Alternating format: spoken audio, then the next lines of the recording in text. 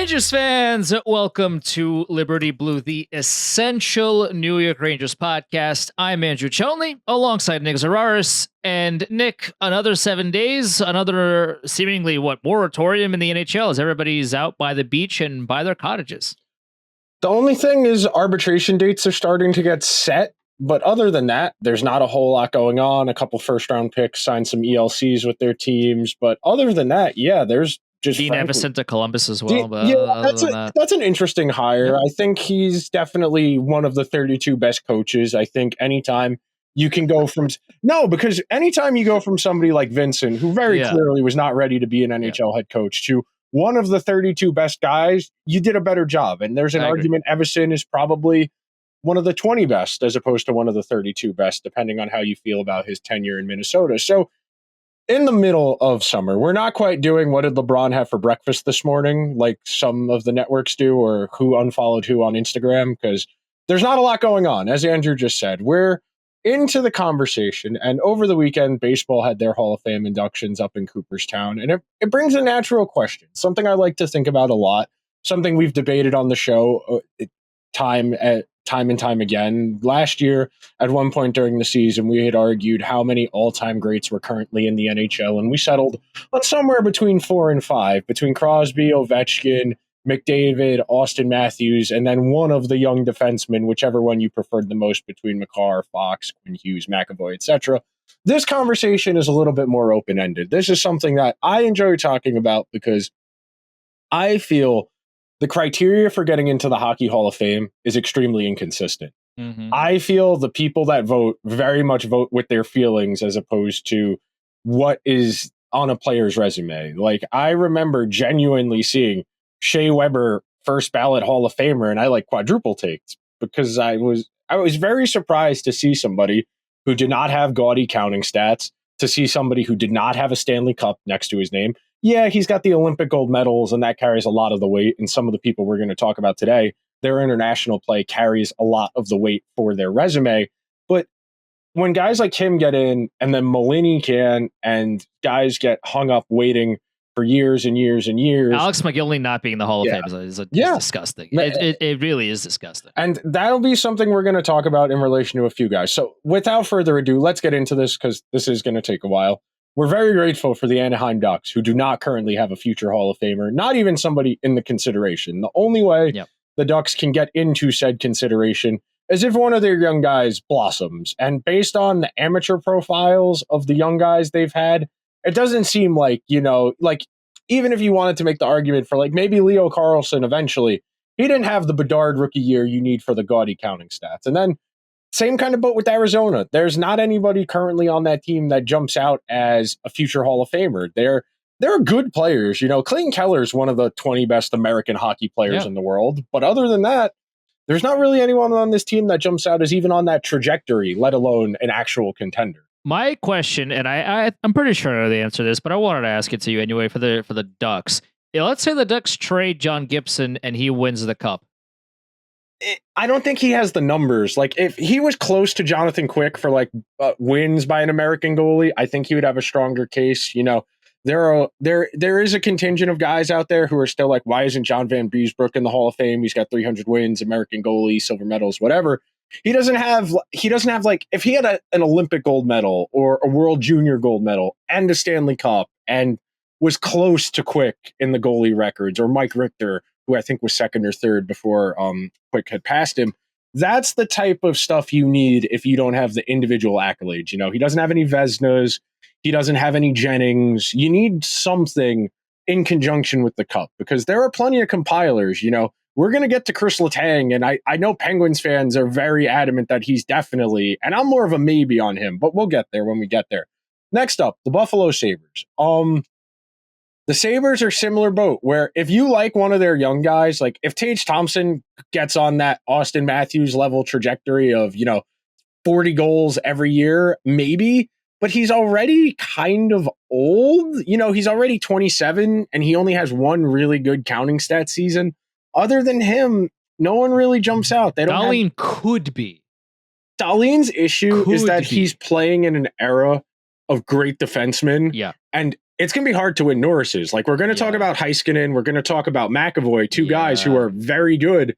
They still don't even have top threes to their names for the Norris, let alone actually winning it. Same thing with Dahlin. I think Dahlin's really good. I think Dahlin is one of the 7-8 best defensemen in the world. It's just without those individual awards, and we know Buffalo isn't winning anything anytime soon, it's really difficult to envision a world where he gets there, even though he's a really good player.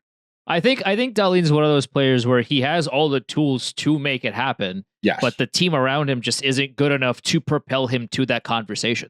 Yes. That I would definitely agree with, because ultimately the Hall of Fame is a narrative award. You know, we were talking about, you need the story, you need the hockey writers to believe in you. You know, looking at the Flames, same kind of deal. Nobody, you know, their best candidate, active, they don't really even have one. You know, Huberdeau has the one really good season where he was the third in the Hart Trophy voting. Other than that, you know, Kadri's got a cup. He's got like 2 over a point per game seasons. Rasmus Anderson's too old. Mackenzie Weegar's too old and not putting up the stats. Yeah. They don't have anybody that really jumps out either. You would imagine that if it's a Flame, it's somebody who's in the pipeline or somebody who's down the road as opposed to where they're at now. And that's the vast majority of the league, which I think tells you that the league is skewing younger. You know, we know the league is getting younger every single year. And we're setting a high threshold here. There are going to be a lot of people. And when I had done a graphic before last season, a lot of people were like, well, why this guy and why not that guy? And I think we need a higher bar. And this will be the first interesting one we can talk about with Carolina. I think we skipped Boston. Yeah, we did skip Boston because we did skip Boston. So Boston, very straightforward. I think Marchand will get in because of the Canada stuff. And he's going to get the counting stats. He's going to get to 1,000 points. He's going to have playing for Team Canada in an Olympics. He might get in 2 Olympics if he's on the team 2 years from now, which he very well might. I think there's a strong argument David Pastrnak is on that trajectory, even though he's not there yet. I think Charlie McAvoy, very similar to Dahlin, is good enough. It's just a matter of if he'll ever have the accolades. And then, you know, if you want to argue Jeremy Swayman, it's very early in that trajectory, but he's going to have a decent shot. You know, if he's a goalie for an Olympic team or two, he wins a gold medal, he gets a cup. He could get there on accolades as opposed to individual performance because like defensemen, there are a lot of good goalies in the NHL. It's hard to get into that top 3. Projecting somebody like Swayman's impossible. Yeah, he's only 3 years into his NHL career. He's the kind of guy where if he continues to play at this level for another 10, 12, 14, you know, however long he plays in the NHL for, and also has awards to back it up. If he wins, you know, a Vezina, if he wins a Conn Smythe, maybe that'll obviously push that narrative a long, long way towards him going to the Hall of Fame. But as of right now, he's only played 3 years, so it's really difficult to project him as that. I think Pasternak's in. I think Marchand is definitely in. I think some of the conversation too is the length of time it takes between the retirement and the induction, because there are some players, as soon as their 3-year moratorium period is over between retirement and Hall of Fame induction possibility, they are in immediately. Yes. But there are some guys where they get added to the list trademark of guys that will get there eventually, but not right now because there are more pressing names on the list that should, quote unquote, should be there before somebody else. Pasternak's going to be there. Marchand is going to be there. McAvoy, I think, is going to be there at some point, but I think he's going to be added to the list unless he wins a couple of Norrises, maybe even a Conn Smythe as well. Something that'll distinguish him from Fox and Hughes and Makar and all these guys, because Makar, we're going to talk about him in a second, I would have to argue that he's, barring anything ridiculous, he might already be in right now. Yeah. He might genuinely have the best first 5 years in the history of any defenseman in the league. We're going to talk about him in a minute. Next up is Carolina, and I think Brent Burns is a perfect inflection point. I don't think Brent Burns is a Hall of Famer, but he's almost certainly going to get in based on the accolades and his Team Canada stuff. He's got the one Norris, he's got one Olympic gold medal, he's got a World Cup of hockey. He's going to be pretty close to 1,000 points when he retires. I think he's always been very good. I don't know if I ever felt he was the best defenseman in the world or the second or the third best. I know he does have a Norris in there, but I think Burns isn't in the caliber of Erik Karlsson, where I'm more inclined to overlook Erik Karlsson's defensive deficiencies later in his career because at one point he was elite defensively versus with Burns where he was never really that good defensively. He was always really good offensively, a backbone of a really good but not great Sharks team. I don't think he's a Hall of Famer. I don't think anyone else on Carolina is even particularly close. I think he's the only one who's even close. I think the one argument that could be made for Brent Burns, and hear me out on this because this is kind of a unique situation. Brent Burns could go in as a builder. And I say that. I see what you're saying. I say that because he played both positions. He was a really good forward, and then he became a really good. Not defensively, but still, he was a really good offensive defenseman. He still is a good offensive defenseman. And I say that because maybe in 50, 60, 100 years from now, where there is going to be positionless hockey, just like there's a lot of positionless NBA basketball going on. Down the line, if Brent Burns isn't already in as a player, which he, could be because, again, the narratives and all these things, there could be a case where, Brent Burns was one of, if not the best players that have played both positions. And by that virtue, he can see himself in the Hall of Fame, if not as a player. I could definitely see an argument for that type of vision. I think he's definitely one of the early adopters of that mobile puck mover archetype. Him and Byfuglien. Byfuglien, obviously later on, but Karlsson eventually does that. Subban eventually does that. But those guys obviously weren't forwards first. They were just always defensemen. Yeah. Next up, the Blackhawks. If Bedard is what he's supposed to be, yes. Other than that, no. I think Taylor Hall will be the third guy to ever win the Hart but not make the Hall of Fame. I think Taylor Hall's always been very good. I never thought Taylor Hall was an elite player. And everybody else on this team, maybe 5 years ago, if you wanted to say Seth Jones could eventually, no. Now, knowing what you know about him now, just no. I mean, there will be people who joke, what about Pat Maroon, 3 straight cups? No.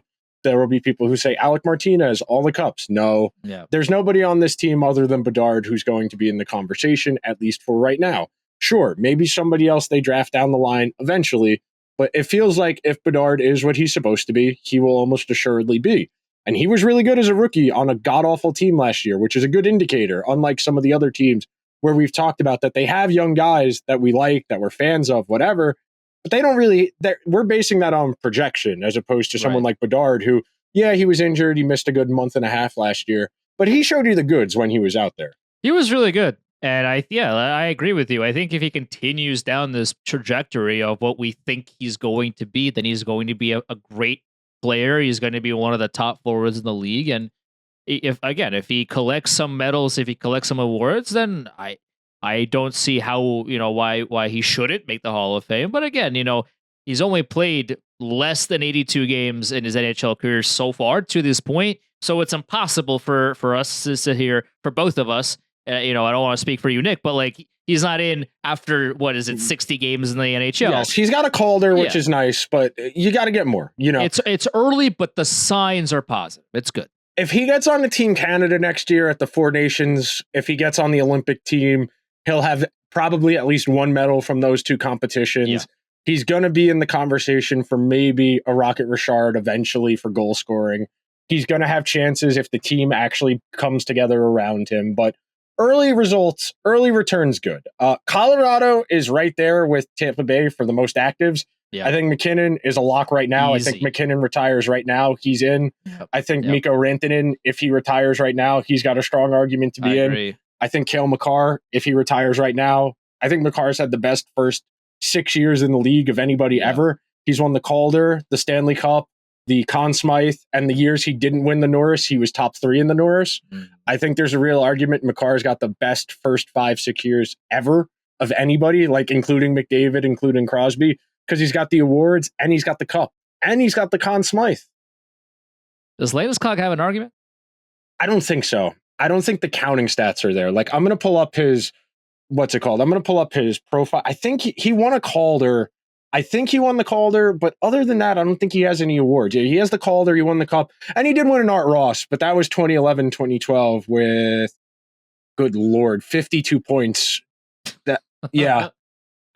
Excuse me, not the Art Ross. That's the all rookie team. AR abbreviation on Hockey Reference, not very helpful. Right.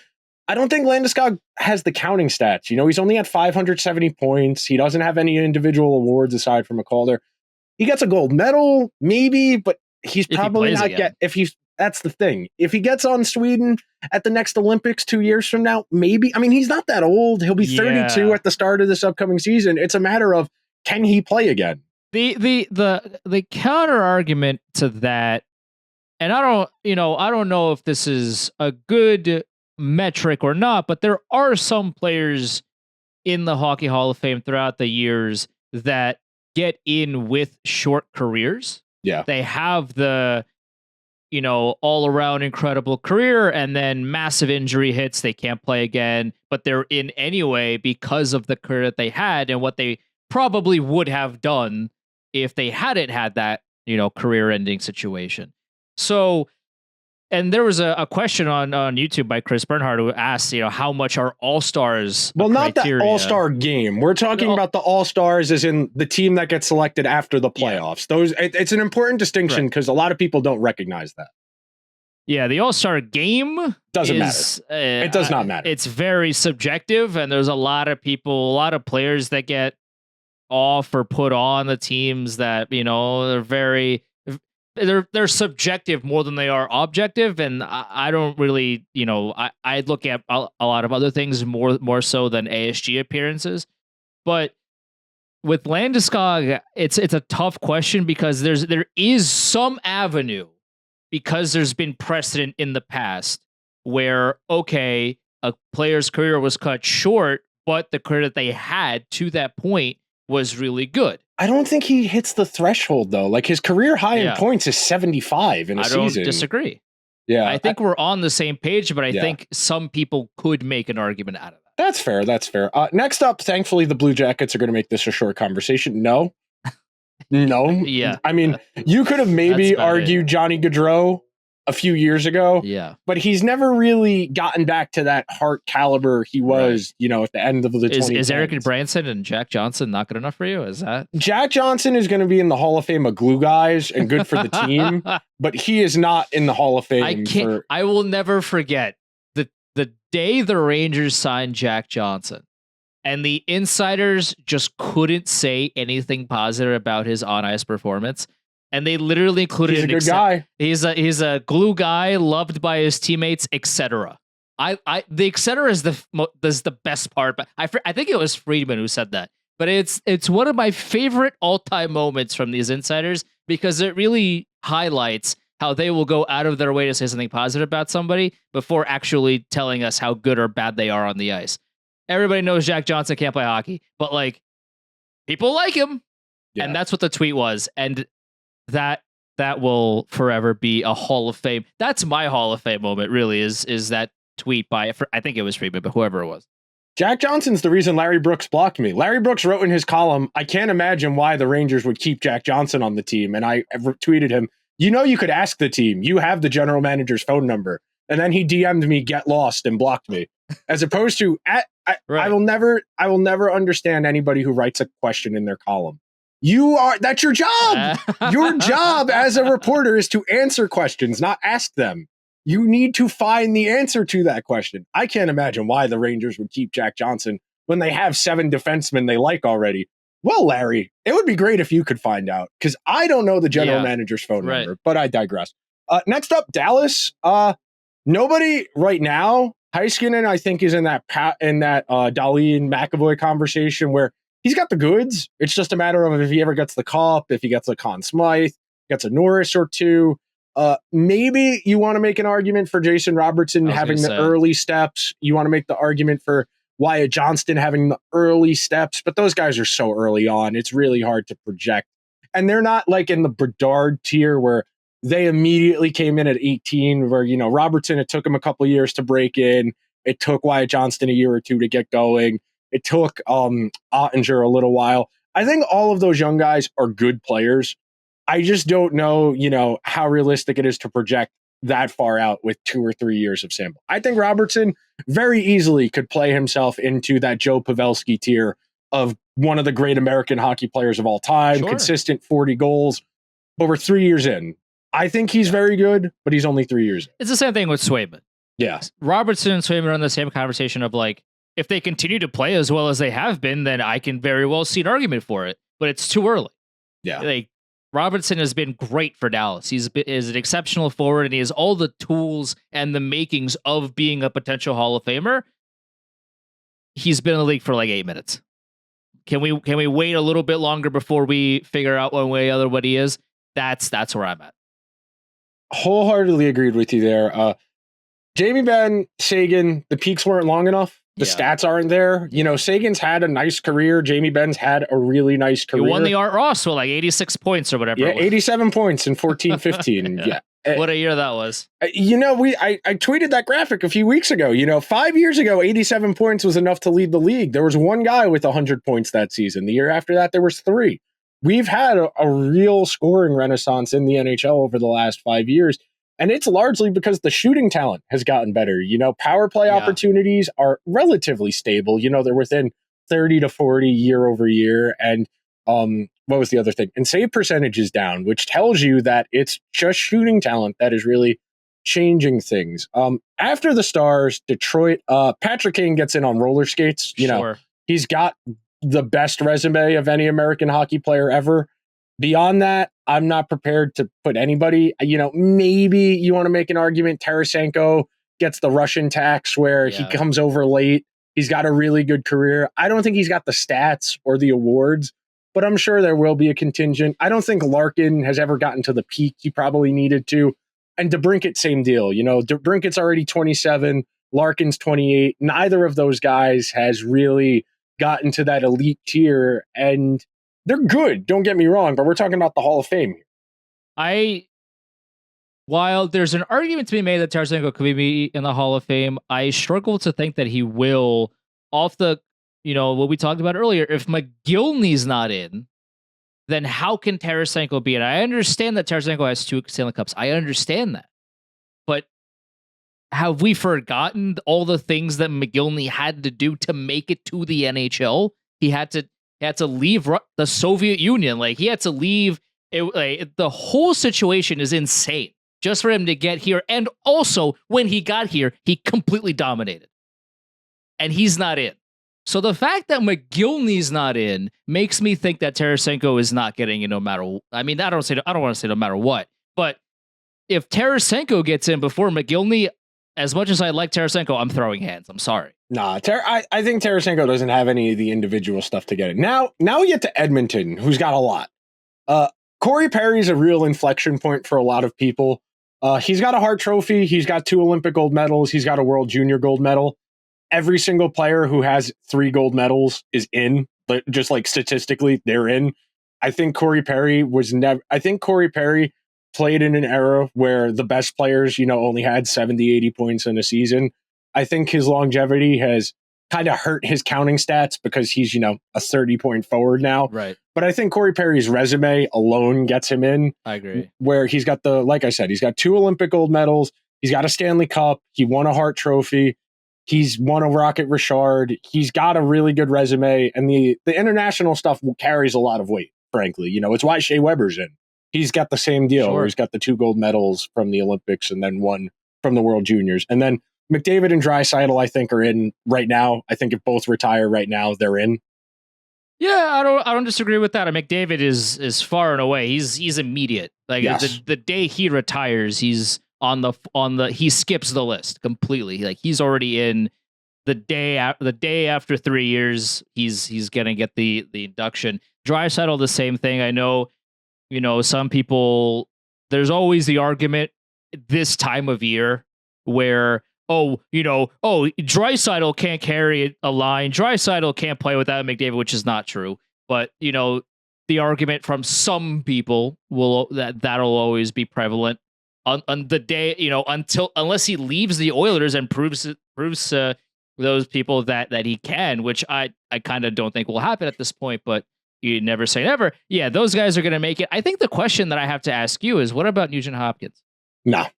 He doesn't have any stats. He doesn't have any individual awards. You know, you got to have at least one thing. You know, if he had a Selke, okay, then we get into if they win a cup, then he's got a Selke, he's got a cup, one team his entire career. Yeah. He's got a few good counting stats years in there.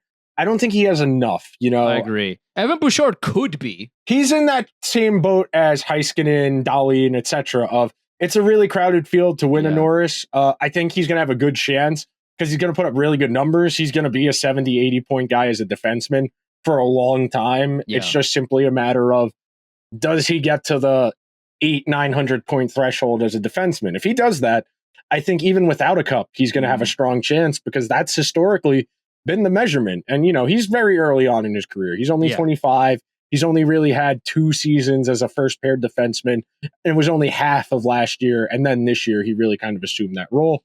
Next up. It's very early, but again, it's one of those things where you win a Norris, you win a Conn Smythe, you get, you rack up the points and you become a true number 1 defenseman for 15 years, especially in a market like Edmonton, where, if you can be that great of a player, where, a lot of the quote unquote important people that decide these things are watching you. If you can be that number 1 player for your entire career, then he's got a good shot. Next up is Florida. Florida's got a few. Bob with the cup, lock. Yeah. He's got 2 Vezinas. Yeah. He's been top 3 4 times and the cup. He's a lock. Bob going into the final, I thought was pretty close. And you add the cup to the Vezinas 100%.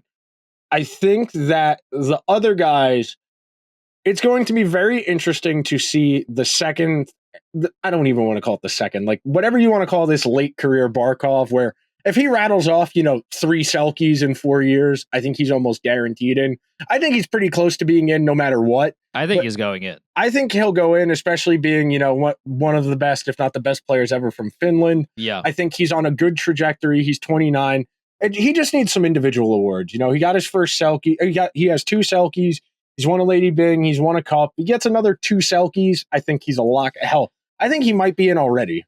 I would think that that's true, and his career's not old. Like he's got another. He's only 29. He's got another 4 or 5 years at top level. Right, exactly. And the way that he plays, it's one thing to be a really good defensive forward. It's a whole nother beast to be a Patrice Bergeron, where you are a top line center on a top team in the league, and not only are you an excellent defensive forward, you excel at generating offense as well.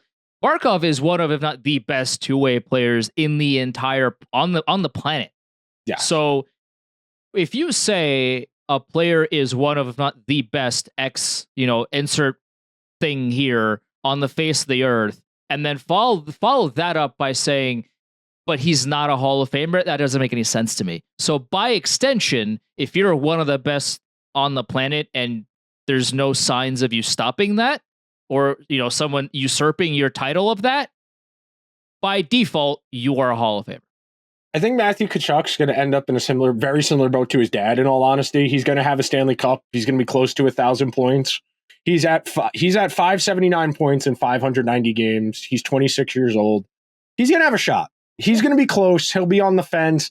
If he gets an individual award in there or he wins another cup, I think then it comes a lot closer. But counting stats wise, he's going to be right on the fence. Historically, 1,000 points has kind of been the minimum you need to get in. He's on pace to get there. His counting stats have gotten better the longer he's been in his career. And it'll be curious to see if Florida can rattle off any more team success and make the case for anyone else on that group.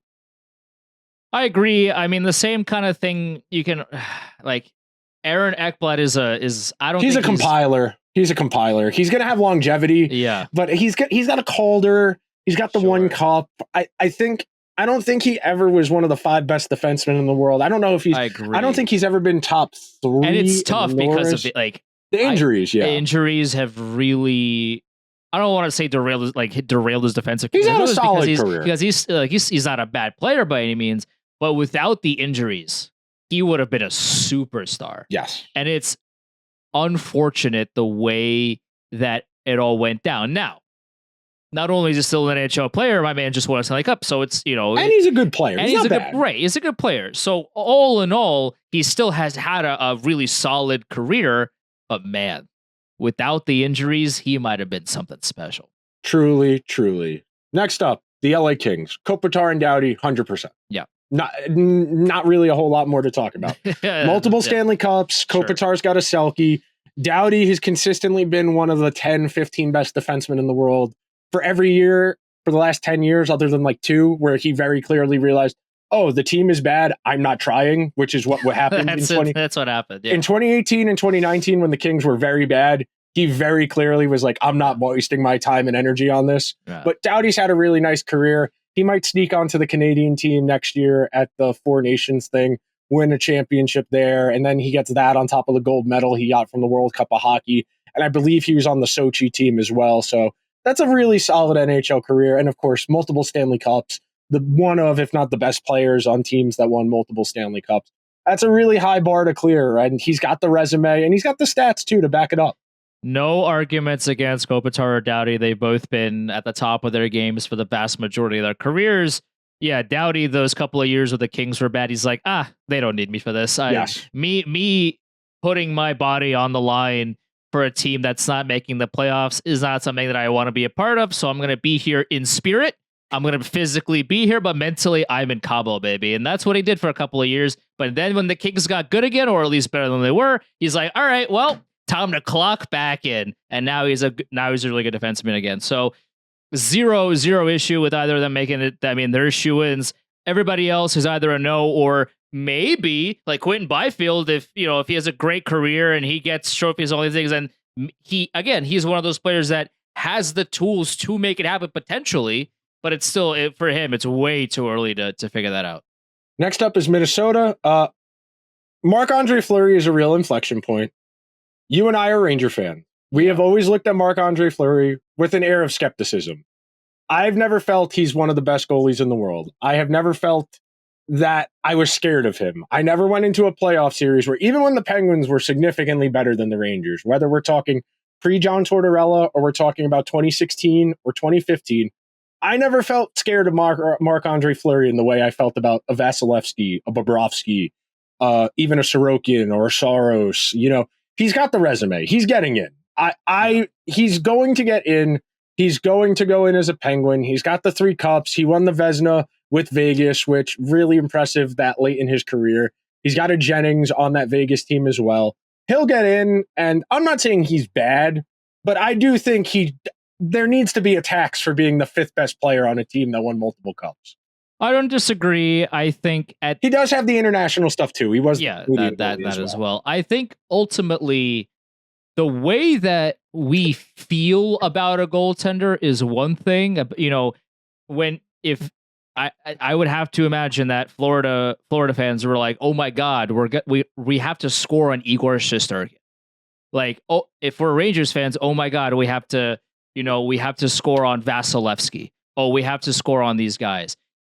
I don't think a lot of fans or as many fans were as scared of Fleury as they were of Brodeur and Lundqvist during that era. But at the same time, I don't think that matters when you have the hardware that Fleury does. When you have multiple rings and Jennings and and all these things and the gold medals, that doesn't matter. It's real. And aside on that, it's really terrible that we've had 2 whole Olympic cycles go by with we don't send anyone. The NHL guys don't go, and that's going to be the deciding factor for some of these guys. Yeah. We're talking about people on the fence of making the Hall of Fame or not, where if they had an Olympic gold medal or 2, that very well could have been the deciding factor on them getting in or not. Absolutely. And, somebody like a Kaprizov, I don't know if he's ever going to be Hart Trophy good, if he's going to have the counting stats, but, if Russia wins a gold medal and he's the best player on that team, there's an argument of, well, really high peak, short peak, best player on an Olympic team. And I just don't know, because he's already, I don't want to say old at 27, but, your best years counting stats wise are usually your late 20s. But he didn't come over until he was 25. It's hard. And we're going to get to Panarin in a minute when we talk about the Rangers, where Panarin's got a real argument as maybe the best undrafted player of all time. He's probably not reaching any of the counting stat thresholds. He's probably not going to win a Hart if he didn't win it this year or for 2019, 2020. And the Rangers got to win a cup. That the need for team accolades to get guys over that threshold it's really difficult when they don't have international play as a forum to more stuff. And it's so tough too, because we have no fundamental understanding of how much the people that control who gets in and who doesn't, how much they value and how much stock they put into, oh, these guys came in late, so we're going to either shrink it down or take a look at, okay, well, they played X many years in Russia or wherever they played and how they played there, and then we'll kind of do a blender and just take everything together. Like, we don't know. And hockey is one of the only, there's 4 major sports, but hockey is the only one really where these things tend to matter. Where if you play overseas as a basketball player, and there's very few players that have played overseas in playing basketball that have played long, for long durations in the NBA. Shout out Petrovic. Yeah, and a little bit of Patrick Beverley as well. He's done that. But Sabonis, the old Sabonis. Yeah, Arvydas Sabonis, as well. And it is the Naismith Hall of Fame. It's not the NBA Hall of Fame and things like that nature. But hockey is really the only sport of the major 4 that have these kinds of players. Yes. Where they come late because they were playing in, overseas, and they were maybe dominating, maybe they were getting to that domination point, and then they came over later on. They're not 21, they're not 22 even. Kaprizov came over at 25. That's late. And yeah, he's a phenomenal player for Minnesota, but will the committee look at that? Or will they just say, oh, okay, well, he was great, but he just wasn't good enough? I don't know. I agree with you. Next up is one of the interesting ones. Montreal, Carey Price. Carey Price is going to get in because of the narratives. I don't know if Carey Price played long enough. I don't know if Carey Price has the stats to justify making the Hall of Fame. He's getting in. He's getting in. He's Canadian. He's got the gold medals. He has the Vezina and the Hart Trophy season at the same time. He was a Vezina finalist 4 times in the top 3, top 4 in Calder, won a Hart as a goalie. That's really one of those. It's like when Kershaw won the MVP and the Cy Young in the same season. That type of thing happens once every 20 to 30 years. Price is one of those weird ones where he was never really on a great team. He doesn't have any team accolades. The best iteration of the Canadiens lost the Stanley Cup in 5 games. They had the easiest path of any team ever to get there, and very clearly did not belong there when they got there. I know there are maybe 1 or 2 people who are somewhere punching air, yelling about Chris Kreider and Alexei Emelin, but Montreal was never that good. They wasted their generational goaltending talent. He's going to get in. Where have we seen that before, Nick? Yes. Oh, we're about to get to the Rangers. We're about to get to the Rangers. We've got the Devils and the Islanders ahead of them.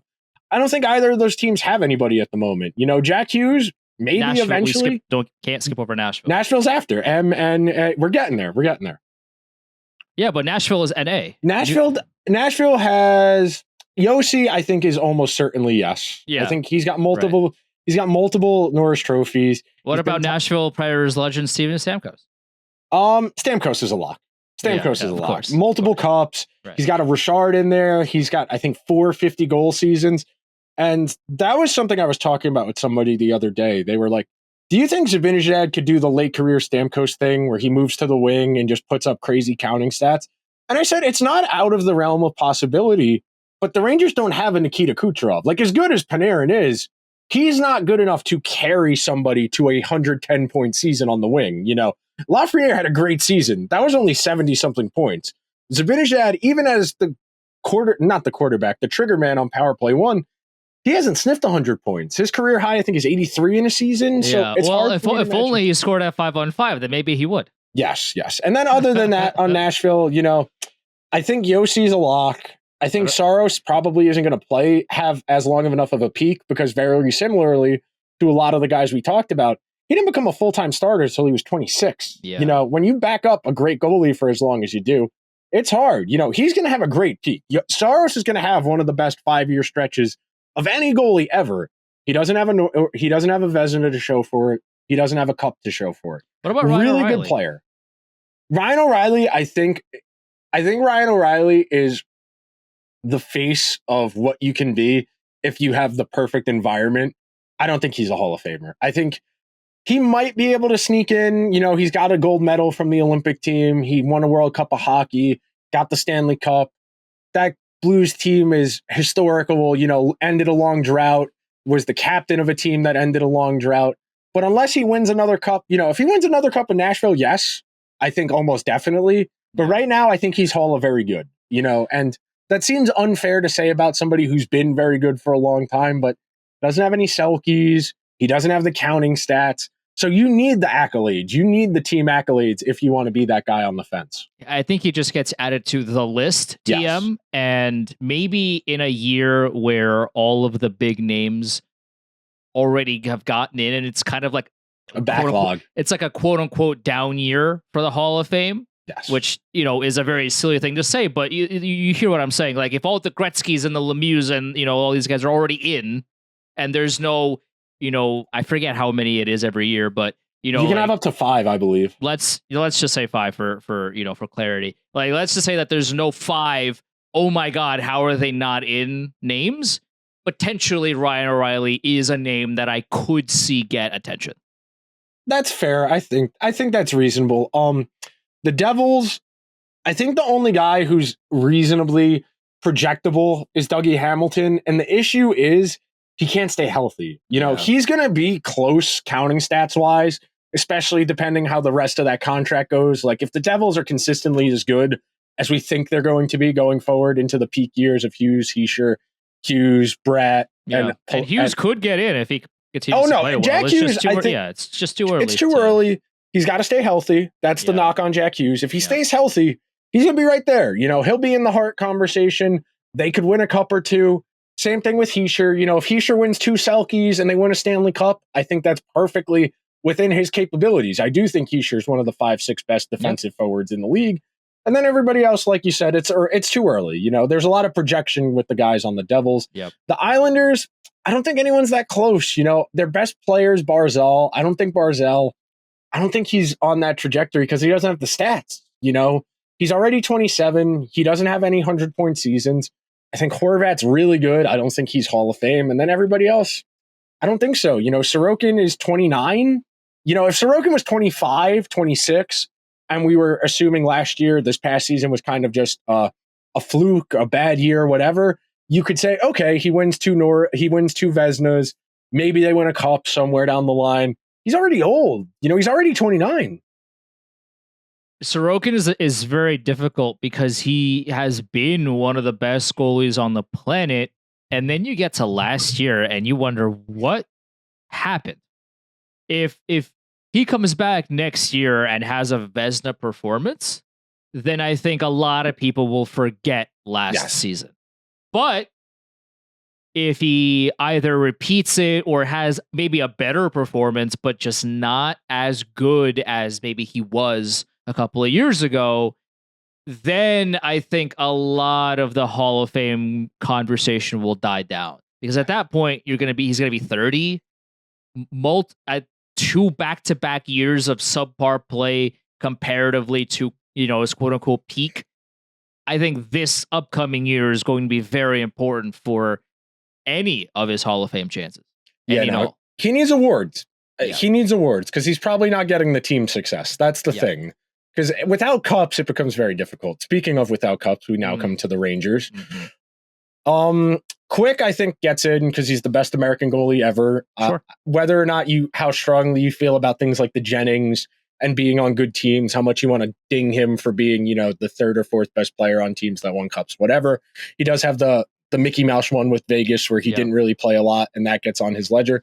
I think Panarin so close to winning one in Columbus too. Yes, Blue Jackets legend. That's Jonathan Quick. Panarin, I think he's going to be close on the counting stats. He's 32. He'll be 33 by the end of next season.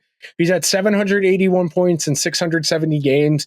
He doesn't have any awards. He's got the Calder, but other than that, no individual awards. A controversial one. Yes, a controversial one for, he's 23, I think, when he won the award. 24. He was 24 years old when he won the Calder.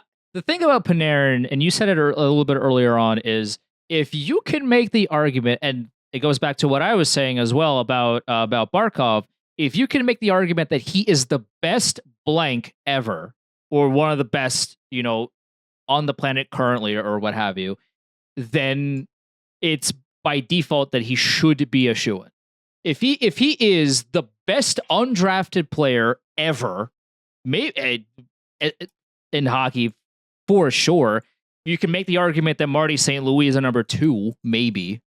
Then, like, I understand that he doesn't have the Stanley Cups, he doesn't have, the Art Rosses, but when you are one of the most prolific scorers ever, considering you're undrafted, how much you dominated in Russia as well, like, it's not so, like,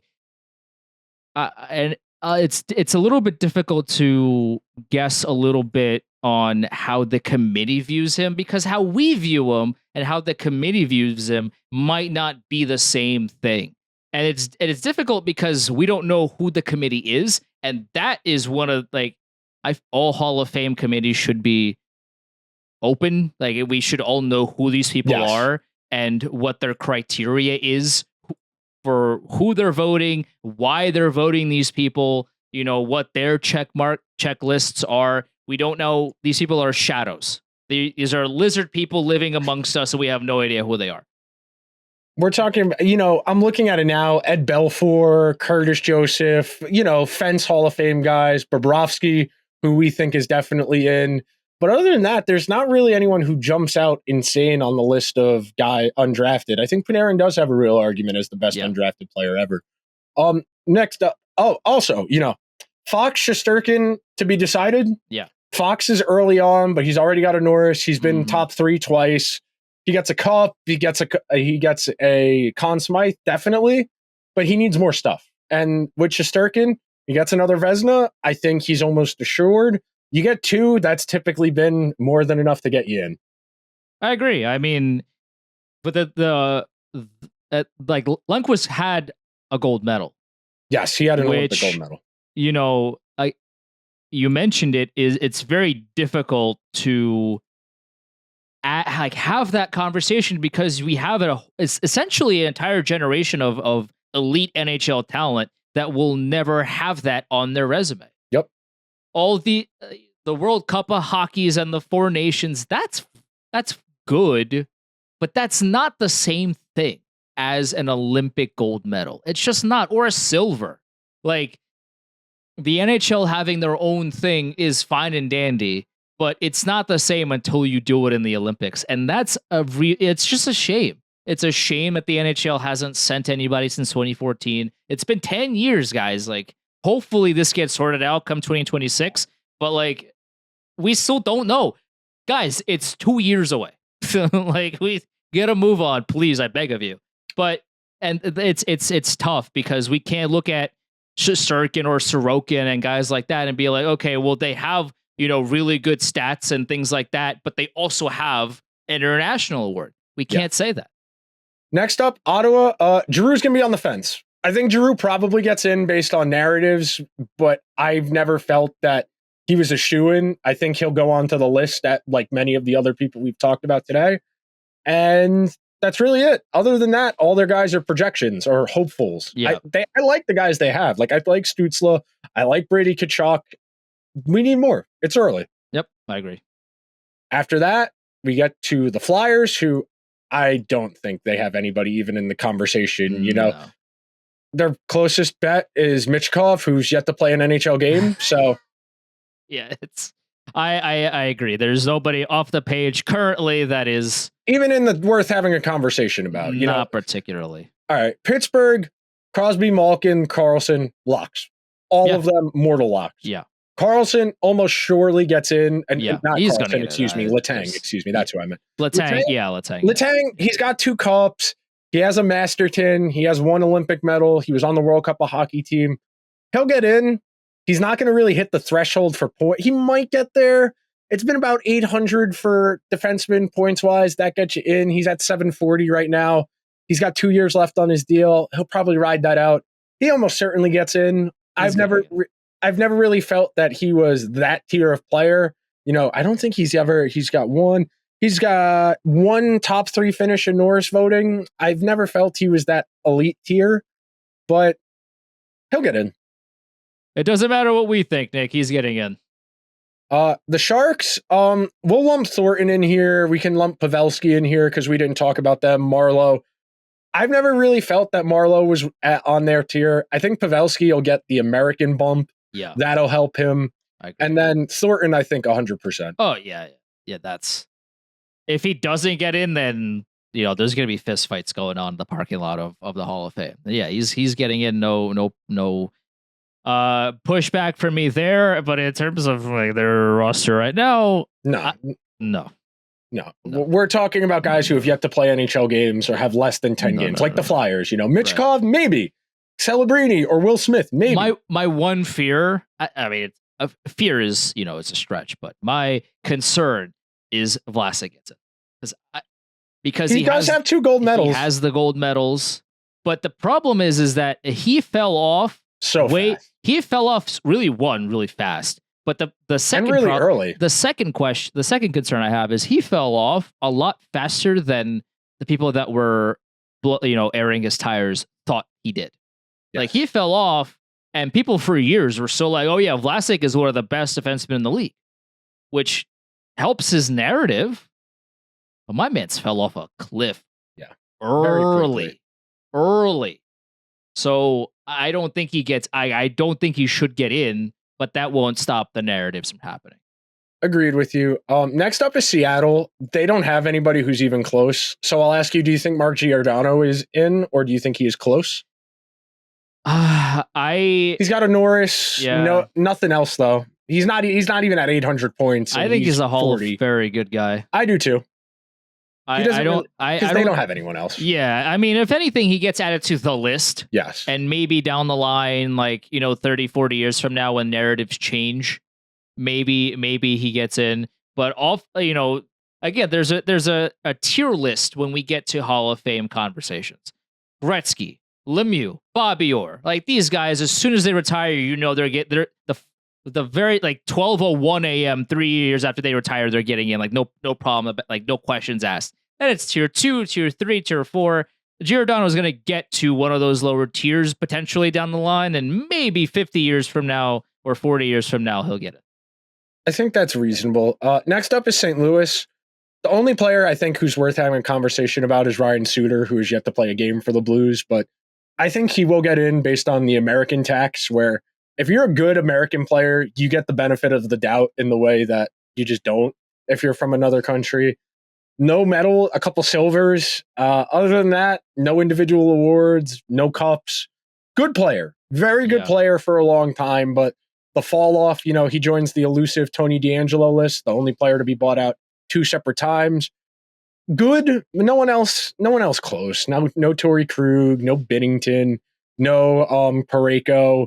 If you want to say one of the young guys down the road, maybe, but we're very early on. I like Kyrou a lot. I like Kyrou. I like Robert Thomas, but it's very early I like on a both lot. of those guys. I mean, I'll wave the pom poms of how Bucevich till the cows come home. Everybody knows that. Is he a Hall of Fame player? I mean, It may again, if he wins a Stanley Cup, because he's one of the best 2-way forwards in the league. If he elevates to a whole new level and wins a Selke. If he wins a Conn Smythe, if he gets 120 points in a season, then we can have that conversation. But he's a fantastic player. But is he a Hall of Fame player? Not right now. Agreed. Next up, after St. Louis, the Tampa Bay Lightning. Hedman, Vasilevsky, Kucherov, locks. No, there's no conversation. All 3 of those guys are in right now if they retire. What about Ryan McDonagh? Ryan McDonough's Hall of Very Good. He doesn't have any individual awards. He was never the number 1 defenseman on a Stanley Cup winning team. Very good player. I think Braden Point's going to run into a similar boat where good player, not the best player on a team, no individual awards. He'll be all right on counting stats. I think he's at 5 something right now. He's not even he's at 550 points in 580 games. He's 28 years old. He'd have to play close to 80, 90 points a season for another 7-8 years if he wanted to sniff 1,000. I think Braden Point was at one point one of the best players in the world, but I don't know if he can maintain that long enough to get to the counting stats. Especially now that the Lightning offensively are a one-line team. They're not like the world beaters that they once were. Now, but again, with Jake Gensel, maybe, but they're not. I wouldn't put them as like this is the best team in the NHL category for sure. No. I think that would be the other caveat to add on to that. He's already missed his boat. If he was going to win a Conn Smythe, it would have been on one of the teams that won the cup already. And that's not a knock on his performance. He was really good in both of their playoff runs to win the Stanley Cup. And he was pretty solid in the third one when they ended up losing to the Avalanche anyway. Next up is Toronto. John Tavares is close. I think he will get in. Matthews will get in. Marner will get in. And Nylander, it depends. Will Marner get in? Marner's going to get it. Marner's got a World Juniors. Marner's going to end up be over 1,000 points for his career. No, he's going to get some Selke. He'll have some top threes in Selke voting. Probably not going to have any Harts or Art Rosses or Rocket Richards, but he's going to be over 1,000 points for his career, over a point per game.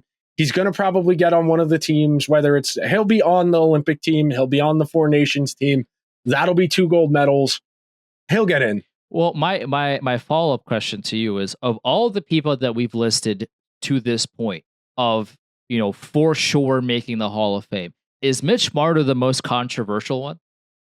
For non-off the ice things, yes. Yeah, well, yes. Yeah, strictly on ice stuff. Yes. Yeah. Well, not even, because I think people, we talk about this, the average hockey fan looks at the box score.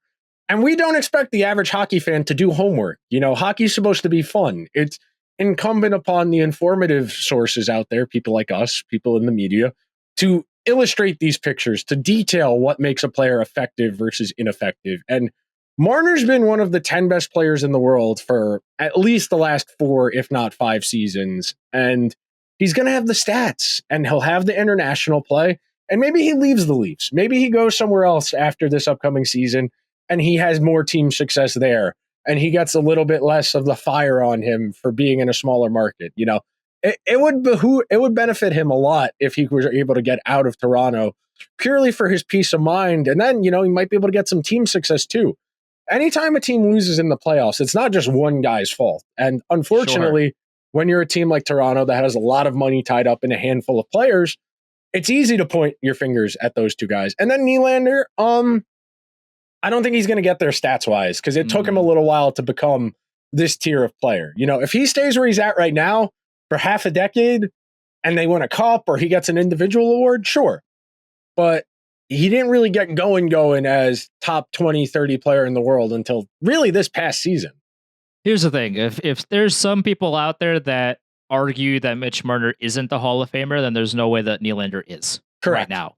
Correct, yeah. Nylander is 28 years old. 528 points in 600 games. He's good. He's really only has one elite season this past year where he had 98 points. He's never been top 3 in any of the awards, never been top 10 in any of the awards. So that's a tough one. Next up, Vancouver. It's early, but Quinn Hughes is in that McAvoy, Heiskanen, Dahlin tier of guys of he'll get the awards. He's got a Norris already, which puts him ahead of some of those guys I just mentioned. The team success will help or hurt him, but I think he'll consistently be in the Norris voting for the next decade, and that'll get him in the conversation. I think Quinn Hughes, if he continues to play like this, has all the makings of a Hall of Famer. I mean, all that he has to do now at this point is just keep accumulate. Is to keep playing the way that he has and accumulate. Like that's really the only thing stopping from being Hall of Famer.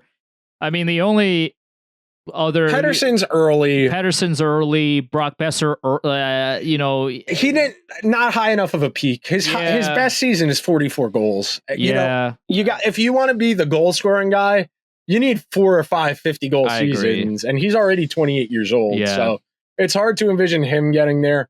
JT Miller peak started too late. He's going to have a solid NHL career. Unless it's a Conn Smythe, that's really the only individual award I could see a JT Miller winning. Demko could. He's I think he's going to end up in the box with like Sorokin, where he's going to have a really good peak for a few years. if he doesn't have a Vezina or two to show for it, it's really hard for a guy like him. I could see him having a resume very similar to Binnington, where, they win a cup, but that's really all he's got in his column. And you can be a very good player on a cup team, but unless you have some individual stuff to accompany that, it's really hard to kind of see me get hits for me to see him getting to that threshold. I agree. If Demko really elevates his game and becomes, I like Demko a lot. Me too. But if he takes another step and really solidifies himself as a top 3 goaltender in the sport and holds on to that for, multiple years, like he has all the makings of a player that can achieve that. But if he does, and he gets trophies along the way, and he, gets some really nice stat lines and all these things that, that are shiny, then he could. As of right now, I think it's a little bit too early to say yes to that. But, if he continues to improve and get better, then there's a case. Next up, this is an interesting one. Vegas. I think the only lock is Pietrangelo for 2 cups, being the best defenseman on 2 cup teams. He's got a gold medal. He's got a World Cup of Hockey gold medal. He probably gets on to the 4 Nations team next year, and they probably win that. Eichel, I think, is on a reasonable path, but he is going to need to stay healthy. I think Mark Stone is probably too injured, even though Mark Stone has had a really good NHL career. I don't think he has any of the stuff. He doesn't have a Selke. He's never going to be over 100 points in a season type guy. He's 32 years old, and he's got 560 points in 640 games. He just hasn't stayed healthy enough, and he didn't get on to a good team until he was already kind of old. It's really difficult with Mark Stone. I think he is a forward that at his peak, again, is one of the best 2-way forwards in the sport. And to be the best 2-way forwards in hockey is so immeasurably difficult, because it's if you're a sniper, right, and that's your forte, then it's okay in most regards if you kind of skimp out a little bit on defense because you want to score that goal, you want to create that offense, and defense isn't something that you are supposed to do a lot of the time. That's not your primary objective. Whereas with guys like Mark Stone, defense doesn't show up on the stat sheet. Yeah. You got to search that out. But he is consistently really good in that end of the ice. So again, we don't know the criteria of these lizard people that are in the Hall of Fame, because we don't know who they are. Again, what their checklists are, how much homework they're doing when it comes to players like Mark Stone.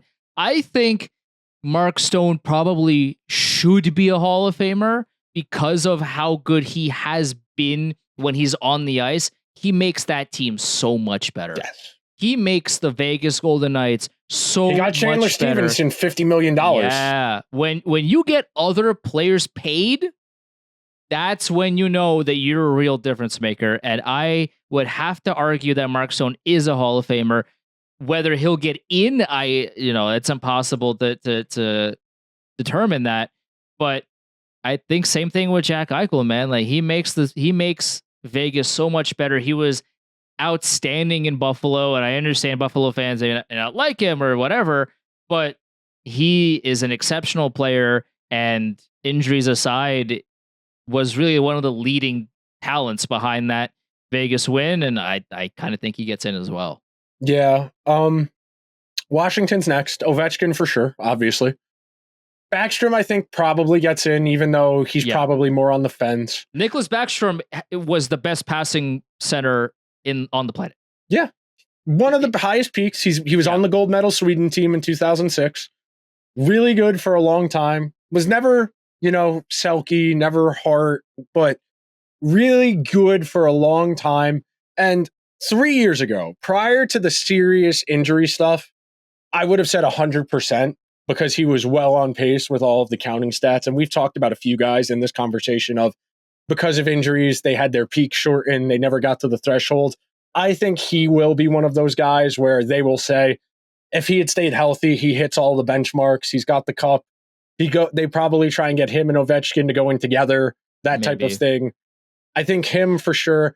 And then I think John Carlson is on the fence because he will get the American bump that a lot of these guys we've talked about do. I don't think he's a Hall of Famer, but I do think he will go on that list. And like a lot of people we've said, if there's a bad year, they'll pluck him off the list.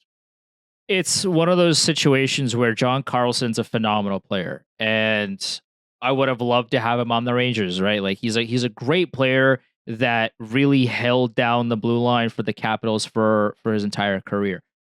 But you have to ask yourself this question. If when other players or other teams were playing the Capitals, were they saying, "Oh my God, we're going to be playing John Carlson. Everybody hold on to your seats"? No. And that is really a predominant question that you have to ask yourself.